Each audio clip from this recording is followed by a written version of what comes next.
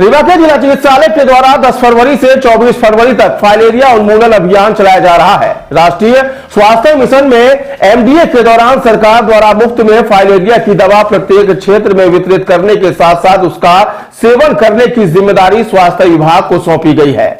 बता दें कि आज रीवा के जिला चिकित्सालय से फाइलेरिया उन्मूलन अभियान के लिए प्रत्येक क्षेत्र में दल तैयार हो चुका है। सीएमएचओ डॉक्टर यत्नेश त्रिपाठी ने जानकारी देते हुए बताया कि रीवा और मऊगंज जिले में हनुमना एक ऐसा क्षेत्र है जहां फाइलेरिया के सर्वाधिक मामले देखने को मिल रहे हैं। बताया गया कि हनुमना के लिए विशेष रूप से 6 सेक्टर बनाए गए हैं और उप स्वास्थ्य केंद्र 44 है। बताया गया कि हनुमना क्षेत्र की कुल जनसंख्या 2,93,771 है, जिसमें लक्षण जनसंख्या 2,67,332 आंकी गई है। फिलहाल इस क्षेत्र में फाइलेरिया का प्रकोप होने के कारण 540 टीमें घर घर जाकर दवा का सेवन कराएंगी। तो आइए सुनते हैं इस अभियान के लिए क्या कहना है सीएमएचओ डॉक्टर यत्नेश त्रिपाठी का।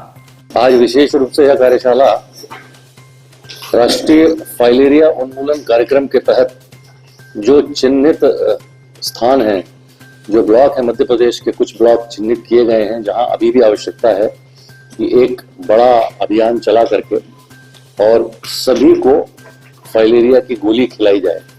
ऐसे अभियान पूर्व में भी होते रहे हैं और रीवा पहले एंडेमिक हुआ करता था, जिसमें हमने सफलता से 8 ब्लॉक 9 में से उनमें से उसको उन्मुक्त कर दिया उनको, और एक ब्लॉक हमारा बच गया था जो हनुमना, जिसको इस बार चयनित किया गया है। और हनुमना में हमारे पास 6 सेक्टर हैं जिसमें करीब 280 गांव हैं। और हमारी जो वहाँ लक्षित जनसंख्या, लक्षित इसलिए कहते हैं कि कुल जनसंख्या में से कुछ लोग गोली के सेवन के लायक नहीं होते हैं, गर्भवती होते हैं, छोटे बच्चे होते हैं। तो जो लक्षित जनसंख्या है वो 2,67,332 है। और उन सभी को हमको इस अभियान में 15 दिवस का यह अभियान है, जिसमें पहले 3 दिन हम कैंप लगाकर, और वो कैंप स्कूलों में, कॉलेजों में, स्वास्थ्य संस्थाओं में, अपने आरोग्य मंदिरों में, इन जगहों पर कैंप लगाएंगे और उन कैंप में आने वाले हितग्राहियों को कोशिश करेंगे कि अधिक से अधिक उनको हम खिला सकें। और उस 3 दिन के बाद उनका 1 दिन का फॉलोअप होगा और उसके बाद फिर घर घर जाकर अभियान चलेगा। तो इसके लिए 540 टीमें बनाई गई हैं, 1080 हमारे सेवक तैयार हुए हैं, दवा सेवक, और उनको इन 11 दिनों में घर घर जाकर इस पूरी लक्षित जनसंख्या को कवर करना है। और इसमें सभी को, जो हमारे हितग्राही हैं, जो लक्षित जनसंख्या है, उनको सबको गोली देनी। 3 तरह की दवाइयां हमको इसमें खिलानी होती हैं, तो वो 3 तरह की गोलियों के पैकेट दिए जाते हैं। और खास बात यह है कि ये सभी दवा सेवकों को ये बता दिया गया है कि गोली आपको अपने सामने खिलानी है, ताकि ये हम निश्चित कर सकें कि गोली खाई गई है। क्योंकि पुड़िया देके चले आने से कई बार ये संभावना होती है कि वो दवा नहीं ली गई, या कहीं रख दिया और भूल गए, या किसी भयवश नहीं खाए। तो उस गोली, वो सुरक्षित गोलियां हैं, निरापद गोलियां हैं। गोली खिला के 10 मिनट बैठ के उसके बाद फिर वो आगे जाएंगे, ताकि उनको ये महसूस हो सके कि हाँ, गोली खा ली है, और अपना वो लक्ष्य को पूरा भी कर सके। इस संबंध में एक प्रेजेंटेशन तैयार किया है। उस प्रेजेंटेशन पर मैं चाहूंगा आप लोग थोड़ा सा ध्यान दें। हमारे DHO2 डॉक्टर केवी आपको बताएंगे इसमें।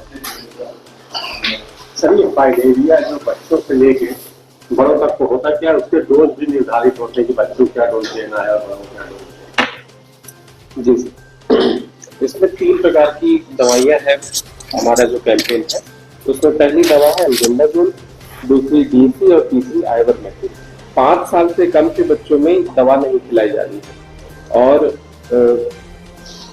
आइवरमेक्टिन की 1 गोली, एल्बेंडाजोल की कोई 1 गोली और डीसी की 4 छोटी गोलियां, ये एक वयस्क व्यक्ति को खिलाई जानी है।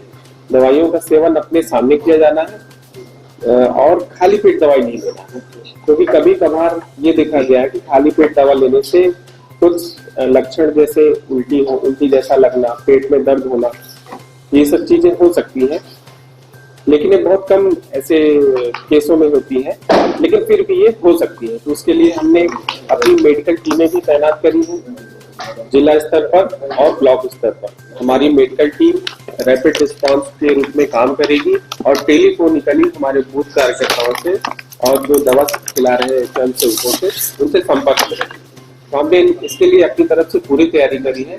हमारा अपने मीडिया बंधुओं से यह अनुरोध है कि इस चीज को अधिक से अधिक लोगों तक प्रसारित करें कि लगभग हर व्यक्ति, अपने ब्लॉक का हर व्यक्ति अब इन दवाओं का सेवन करे, जिससे हम मलेरिया के ऊपर, फाइलेरिया के ऊपर कंट्रोल करें।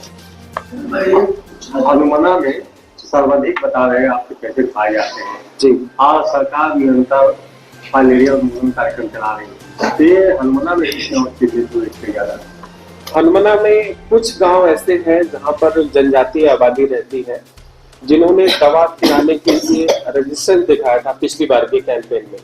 वो दवा सेवकों को देखते ही वहां से भाग देते थे और इस प्रकार का वहां पर एक वो बनाया गया कि हम दवा नहीं खाएंगे। हमारे कार्यकर्ताओं द्वारा उनको समझाया गया कि फिर भी उसके बावजूद भी वो लोग दवा नहीं खाए। दूसरा, ये हनुमाना अपना बॉर्डर एरिया है, ट्रांजिशन एरिया है, लोगों का आना जाना भी वहां पर दूसरे प्रदेश से होता रहता है।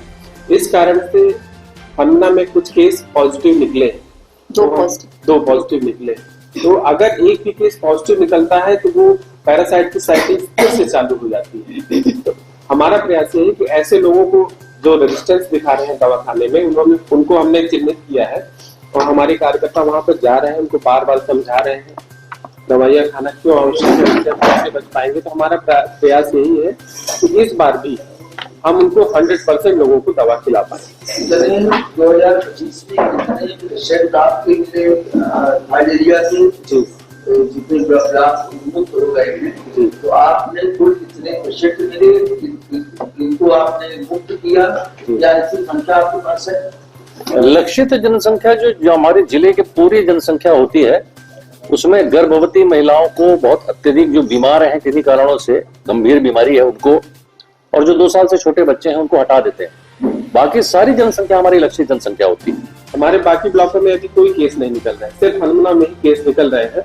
लगभग 35 हाइड्रोसील के केस हमने चिन्हित करे हैं और कुछ हाथी पांव के भी केस नए निकले।